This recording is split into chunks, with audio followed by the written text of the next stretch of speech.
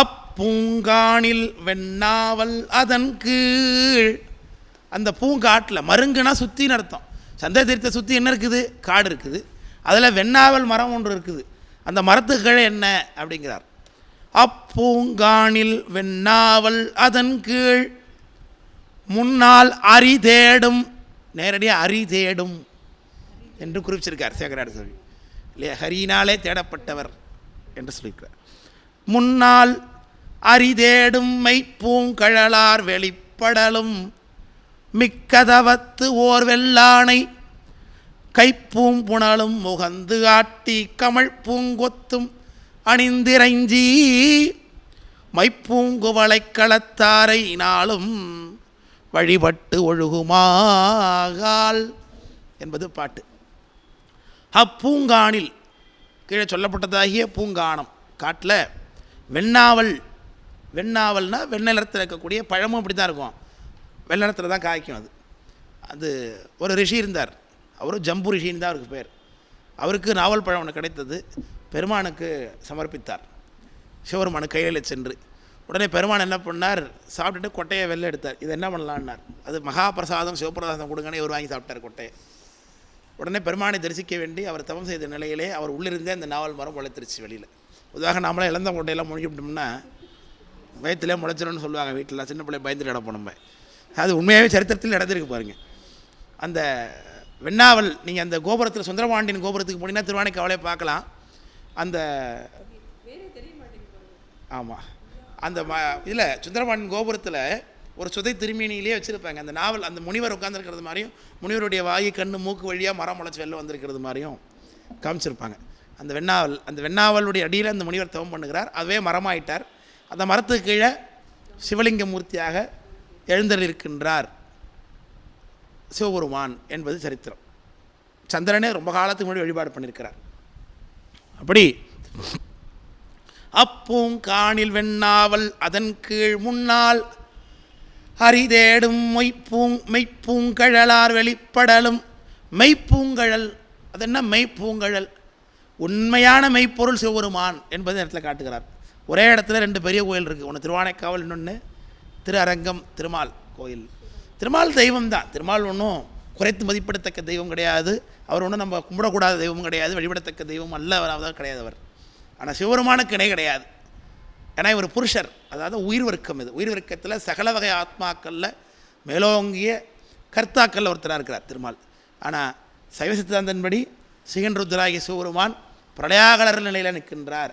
அதற்கு மேலே பரசிவமாக, பரதெய்வமாக, பரபிரம்மமாக இருக்கிறது இந்த சங்காரகர்த்தாவாகிய முதல் என்பதை நாம் சிவஞான போத வழி தெரிந்து கொள்கின்றோம். அதனால் உண்மையிலேயே மெய்ப்பூங்கழல் எது உண்மையாக மெய்த்தெய்வம் எது அப்படிங்கிற சிற்சபையில் ஆடுகின்ற தெய்வம் அதே தெய்வம் அப்படின்னு வள்ளலார் பாடுறார் ராமலிங்க சுவாமிகள். அப்படி மெய்ப்பூங்கழலார் வெளிப்படலும் மிக்க தவத்துவோர் வெள்ளானை. ரொம்ப தவம் இருக்குங்க அதுக்கு. வெள்ளானைக்கு ரொம்ப தவம் இருக்குது. யானையில் அந்த காலத்தில் வெள்ளை யானையெல்லாம் இருந்திருக்கு. கருப்பு யானை ஆகி போச்சு. எல்லாம் அழிஞ்சு போச்சு. வெள்ளை யானைலாம் கிடையாது. இப்போ தாய்லாந்தில் இருக்குதுன்னு சொல்கிறாங்களே, யூடியூப்பில் இருக்குது, பார்க்குறோம். உண்மையாக இருக்கான்னு தெரியல. தவத்து ஓர் வெள்ளானை கைப்பூம் புனலும். கைப்பூம் புனல்னா எப்படி? கண்ணப்ப நாயனார் தன்னுடைய வாயையே கலசமாக வைக்கலசமாக வழிபாடு செய்யும் வேடன் ஞானசம்பந்தர் எடுக்கிறார். வாய் கலசமாக வழிபாடு செய்வதுன்னு. ஆச்சரியமான பகுதி ஒன்று பார்த்தேன். ஒரு ட்ரைபிள்ஸ் பற்றி ஃபேஸ்புக்கில் அடிக்கடி ஒரு பேஜில் வந்துக்கிட்டே இருக்குது, பார்க்குறேன். ரொம்ப ஆச்சரியமானது. அவங்க ஆப்பிரிக்கன் ட்ரைபிள் போல் இருக்குது. குரங்குகளை வேட்டையாடி சாப்பிட்றாங்க. அதுமாரி யாரையும் பார்த்ததில்லை. சாஸ்திரத்தில் குரங்கை வேட்டையாடி சாப்பிட்றதுங்கிறது எங்கேயுமே கிடையாது. ஆனால் இதில் ராமாயணத்தில் வாலி சுக்ரீவன் வதம் நடக்கும்போது வாலி ராமர்கிட்ட கேட்குறான், என்னுடைய உடம்பு, என்னுடைய தோல், என்னுடைய மயிர் எதுக்கும் பயன்படாது, என்னோடய மாம்சமும் யாரும் சாப்பிட்றதில்ல, நீ எதுக்காக என்னை வேட்டையாடனேன்னு கேட்பான். இந்த நாட்டில் இல்லை போல் இருக்குது, ஆனால் ஆஃப்ரிக்காவில் சாப்பிட்றாங்க அப்படிங்கிறத குரங்கை வேட்டையாடி சாப்பிட்றான் அவன். அதில் நான் வீடியோவை பார்க்கும்பொழுது அதில் என்ன பண்ணுறாங்க, அவங்க கை கழுவுறதுக்கு தண்ணீரை நிறையா வாயில் எடுத்துக்கிட்டு வாய் வழியாக அதை கையில் அதை உமிழ்ந்து அதை கழுவுறாங்க. இது ட்ரைபல்கிட்ட அந்த பழக்கம் இருக்குது, இன்றைக்கும் இருக்குது. இதுதான் கண்ணப்ப நாயனார் பண்ணுகிறார். வாய்க்கலசமாக வழிபாடு செய்யும் வேண்டும். ரொம்ப ஆச்சரியமாக அதை ஒப்பிடு ரொம்ப அழகாக இருந்தது. சரி, அதுபோல் இங்கே யானை என்ன செய்யுது? தன்னுடைய கையை கலசமாக பயன்படுத்துது. துதிக்கை அதுக்குள்ளே தண்ணீரை வச்சுக்கலாம் இல்லையா, மூக்கில் உறிஞ்சிக்குது. துதிக்கையில் என்ன இருக்குது? அதுக்கு மூக்கினுடைய தொலை தான் இருக்குது. நாம் மூக்கில் தண்ணி எடுத்தோம்னா என்ன போயிட வேண்டியது அதோட வேலை. ஆனால் யானைக்கு அந்த ஆற்றல் கடவுள் கொடுத்துருக்கார். அது இழுத்து இது வரைக்கும் மூக்கில் நாஞ்சில் ஏறாததுக்கு முன்னாடி அளவுக்கு, நாசியில் ஏறாததுக்கு முன்னாடி கையிலேயே அந்த தண்ணீரை வைத்துக்கொள்ளக்கூடிய ஆற்றல் கடவுள் கொடுத்துருக்கிறார் அதுக்கு. வகையில் கை பூம்புணல் காவிரியில் சென்று அல்ல சந்திர தீர்த்தம் முதலான தீர்த்தங்களில் சென்று புனல் எடுத்துகிட்டு வரும். முகந்து ஆட்டி சுவாமி அபிஷேகம் பண்ணும். புண்ணியம் செய்வார்க்கு பூ உண்டு நீர் உண்டு என்று சொல்கிறார். என் அடியை வழிபடுவான் நிமலா நினைக்கிறத என் அடியான் உயிரை வெவ்வேல் என்று அடற்கூற்று உதைத்து பொன்னடியே பரவி நாளோடு பொன்னடியே பரவி நாள் பூவோடு நீர் சுமக்கும் அடியார் இடர்களை வாய் நெடுங்கலம்மையவனே என்று பூ நீரை பற்றி பெருமை சொல்கிறார்கள். போதோடு நீர் சுமந்து புகுவார் அவர் பின் புகுவேன் என்று அப்பர் சாமியும் காட்டிருக்கிறாங்க. அப்படியே நீரை இட்டு சாமிக்கு வழி என்போலிகள் பறித்திட்ட இலையும் முகையும் எல்லாம் அம்போதன கொள்ளும் ஐயானடித்தலமே அப்பர் சாமி திருவாக்கு. திருவிளையாடல் புராணத்தில் குடங்கை நீரும் பச்சிலையும் இடுவார்க்கு எமயா குந்திரமும் படங்கொல் பாயலும் அளிக்கும் குடர் பரமேட்டி என்று திருவிளையாடல் புராணம் சொல்லுகிறது. சாமிக்கு கொஞ்சம் பூ அக்கிய பிரதானமாக தண்ணியில் விடணும். சந்தியாவனம் பண்ணும்போது என்ன பண்ணுறாங்க? ஓம் ஈசானமூர்த்தையே ஸ்வாகா தத்புருஷ பக்தராய ஸ்வாகா என்று கையில் தண்ணீர் விடுறீங்களா? அவள் ஸ்வகாந்தமாக விட்டால் பெருமானுக்கு சென்று சேருகிறது என்று பொருள். அப்படிலாம் தண்ணீரை விடுறது சுவாமிக்கு ரொம்ப முக்கியமான பூசை. அவைகளே அபிஷேகம். கைப்பும் மணலும் முகந்தாட்டி கமழ்ப்பும் கொத்தும் அணிந்து பூக்களை பறித்து கொண்டு வந்து வருகிறது. யானை வழிபாடு செய்த செய்தி நிறைய இடங்களில் வருகிறது. இந்த காணப்பேர் என்ற கஷேத்திரத்தில் ஞானசம்பந்தர் சொல்கிறார், விடியலே தடம் மூழ்கி வெள்ளானை வழிபடும் என்று சொல்லுகின்றார். அதிகாலையில் குளிச்சுட்டு யானை குளிக்க கும்பிடுதான் சாமியை. அப்புறம் பிடியலாம் பின் செல்ல பெருங்கை மா மதவேழம் என்ற ஒரு பாட்டில் சொல்லுகிறார். அதான் விடியலே தடம் மூழ்கி வெள்ளானை வழிபடும்னு. இன்னொரு பாட்டில் மானமார் மதகரி வன்கையால் அழகிட காணமார் கடகரி வழிபடும் காணப்பேர் அப்படின்னு சொல்கிறார். மானமார் மடப்பிடி வன்கையால் அழகிட, பெண் யானை அழகிட காணமார் கடகரி வழிபடும் காணப்பேர். இப்படி விலங்குகள் வழிபட்ட செய்தி ரொம்ப தேவாட்டில் பதிவு பண்ணுறாங்க.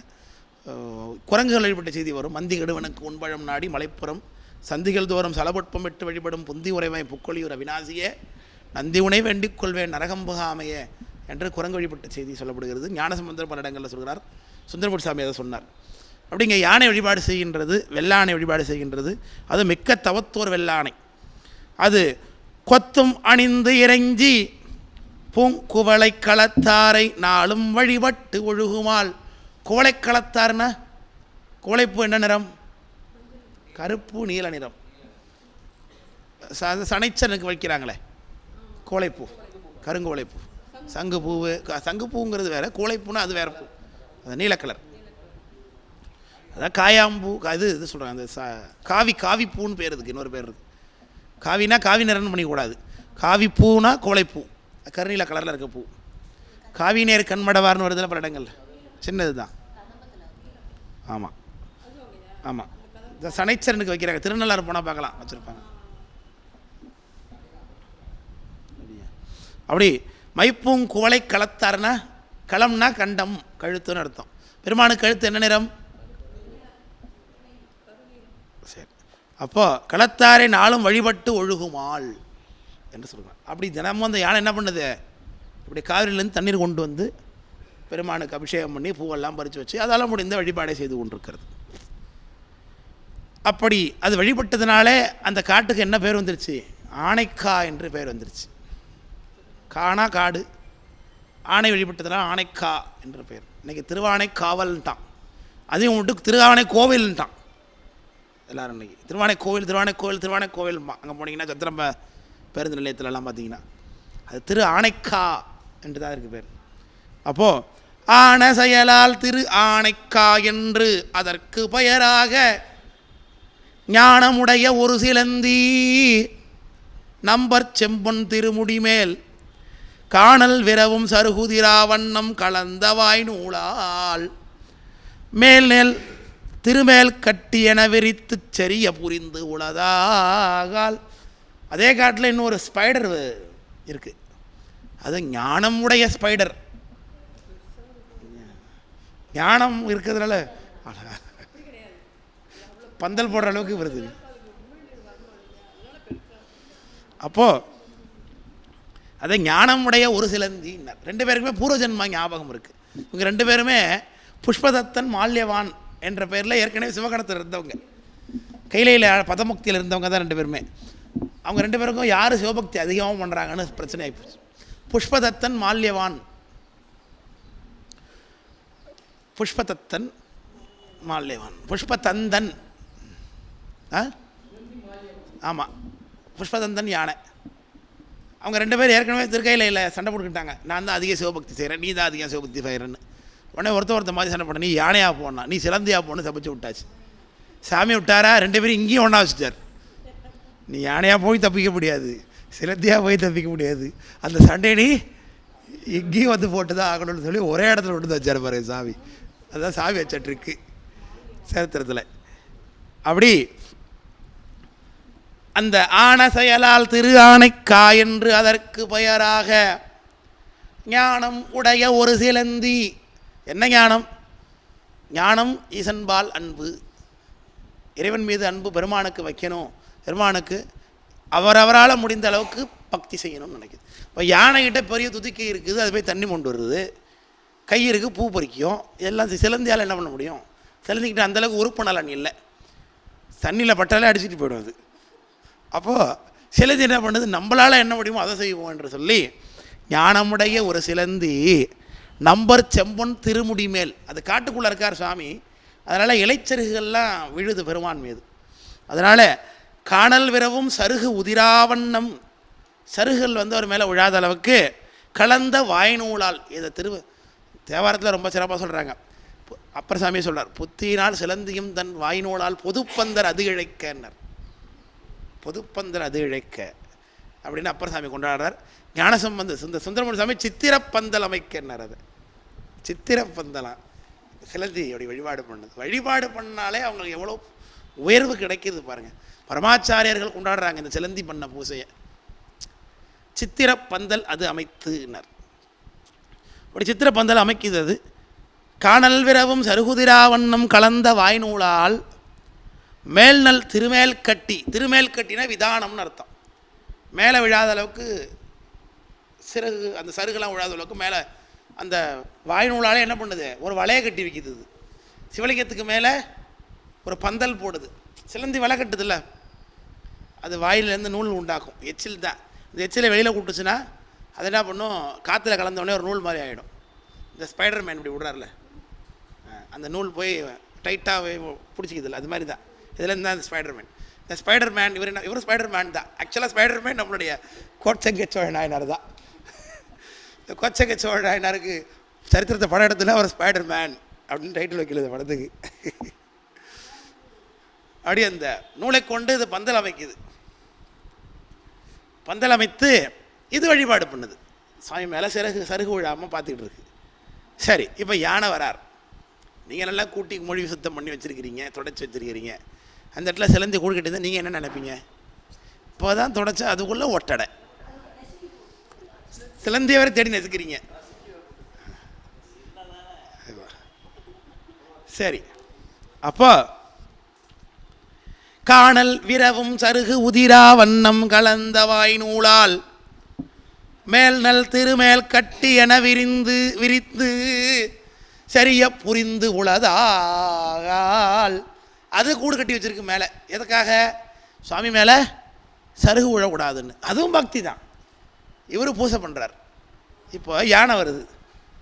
நன்றும் இழைத்த சிலம்பி வளை பரப்பை நாதன் அடிவணங்கச் சென்ற யானை. இந்த யானை இப்போ சாமி கூட போகுது. அனுதினத்துக்கு அது போகுது. அனுசிதம் என்று அதனை சிதைக்க. யானை இது அனுசீதம்னு நினைக்குது. எச்சில்லால் ஆக்கப்பட்ட பண்டம் இல்லையாது. யானைக்கு இது தெரியுது போல் இருக்கு அனுசீதம். இதே போல் தான் சிலம்பி ஒன்று விழுந்துச்சு. திரு நீலநக்க நாயனாருடைய சரித்திரம் வருகிறது. நிறையினால் நெடுமாநகர் என்று தொண்டர் அரையமூர் சாத்தமங்கை. இன்றைக்கி 2வது தரம் திருச்சத்தை சொல்லுகின்றேன். சியாத்தமங்கைன்னு அதுக்கு பேர். இன்றைக்கு அங்கே திருநீலநக்க நாயனார் இருந்தார். அவங்க மனைவி 2 பேரும் சேர்ந்து வழிபாடு பண்ணுறாங்க. சுவாமி பேர் அயவந்திநாதர்னு பேர். பூசை பண்ணி முடிக்கிறார். ஒரு மறையவர் சாமி பூசை பண்ணி வந்து பஞ்சாட்சர ஜபம் பண்ணிகிட்டு இருக்கார்.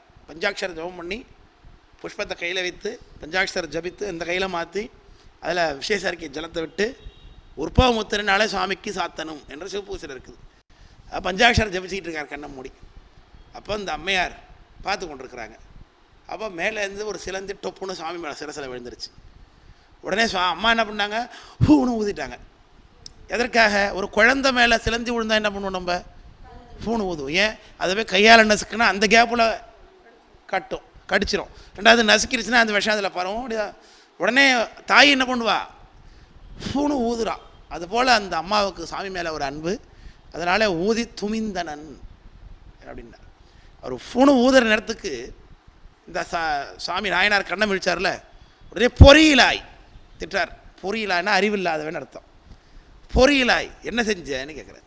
இல்லை, சிலந்தி விழுந்தது சுவாமி மேலே, சுதை சிலம்பி விழுந்தது, அதனால் ஊதி துமிந்தனன். அதுக்கு விளக்கம் சொல்கிறாங்க சிகேஎஸ். துமிதல்னா என்ன தெரியுமா? இப்போ நம்ம பொதுவாக ஊதலைன்னா சூடாக வரும் காற்று. இப்போ கையில் அதை நெருப்பு ஏற்பட்டுச்சுன்னா புணு ஊதுறோம். அப்போ குளுமையான எச்சிலோடு கலந்த காற்று ஜில்லுன்னு இருக்கணுங்கிறதுக்காக அப்படி பண்ணுறதுக்கு துமிதல்னு பேர். அப்படி அம்மாவும் சாமி மேலே அந்த சிலந்தியால் விஷம் பரவி கொப்பளம் வந்துடக்கூடாதுன்னு இப்படி ஊதி துமிந்தாங்கன்னு. ஆனால் அவர் அதை ஒத்துக்கலை. இது வேறு ஒரு பரிசால் நீக்கியிருக்கலாம்ல.